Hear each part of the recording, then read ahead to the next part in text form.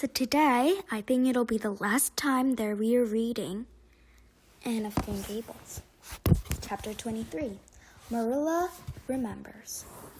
A week after the funeral, Anne and Marilla sat in the front beach, watching the sunset. I guess Jane and Ruby are going to start teaching, Marilla said adamantly. Yes, Anne replied. And Gilbert Blythe is teaching this year, isn't he? Yes. Anne's reply was very brief. What a nice-looking fellow he is, Marilla added. I saw him at church last week, and I thought how he looks like his father. John Blythe was a nice boy. We used to be good friends. He and I. People call him my beau. Anne looked up with an interest. Oh, Marilla, what happened? Why didn't you? We had a quarrel. I wouldn't forgive him. I was sulky, and I wanted to punish him whenever he never came back. The Blythes were a mighty independent, but I always kind of wished I'd forgiven him, and I had the chance.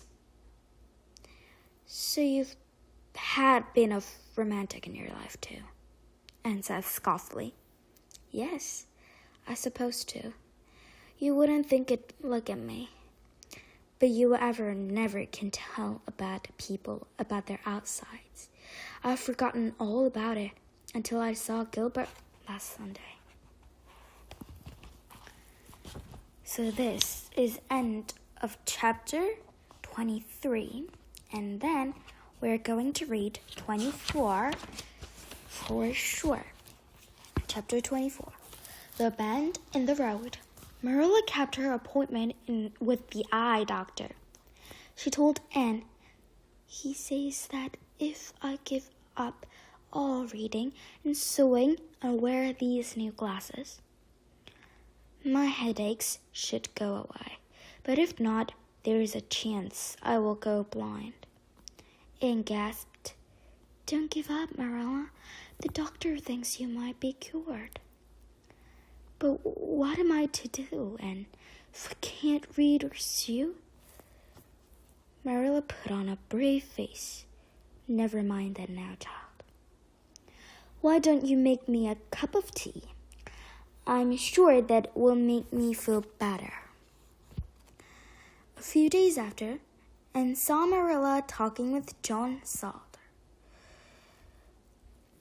When Anne came back into the kitchen, she told Anne, he heard I was going to sell Green Gables and wants to buy it. Buy it? Buy Green Gables? Anne wondered if she had heard right. Oh, Marilla, no way. And I don't know what else to do. I've thought this through, and you're leaving, and I can't run this place by myself. But you won't be alone. I'm not going to Redmond. Anne cried. Not going to Redmond? Whatever you mean. I'm not going to take a scholarship. You can't really believe I'd leave you here alone. And not beside Marilla's chair. I have a plan. Mr. Barry wants to rent the farm for next year. I can't take a job at a Vilma school because it's been promised to Gilbert. But I've applied for work in a Carmody school. It's a bit far away, but we'll manage. Marilla listened and astonished. But Anne, you can't give up college. That's too much. After you took me and raised me? Anne said. Nothing is too much for you, Marilla. But your studies. Oh, I won't give them up. I can study at home and take courses by mail. Anne was starting to cheer up. I have dozens of plans. You won't be able to keep me off them well. Well, I'm used to that. Marilla laughed. When the rest of the homeless heard the latest from Green Gables, there was too much talk.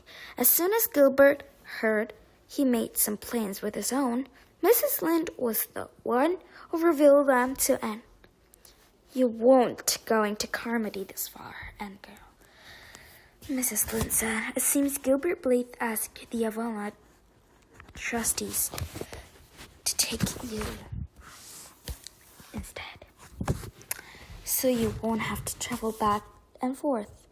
He'll teach at White Sands and board at the hotel. That's awful generous of him. Everyone knows he's saving for college. Oh no, Anne whispered. Gilbert shouldn't do that. That's too kind. Her eyes began to water. The next day, Anne took a stroll through the orchard and around the lake of shining waters. She noticed a tall boy walking toward her, whistling. It was Gilbert. As soon as he saw Anne, he stopped whistling and turned his head. He started to pass without hello. Gilbert, she said. Her cheeks began to blush. I wanted to thank you for giving up the school for me. It was very good of you. She held her hand to him. He took off her hand eagerly. I was glad to do the small service. Are we to be friends after this? Have you really forgiven me? Anne laughed and tried to withdraw her hands. I forgave you the day you rescued me from the water, and I've been too proud of to admit it.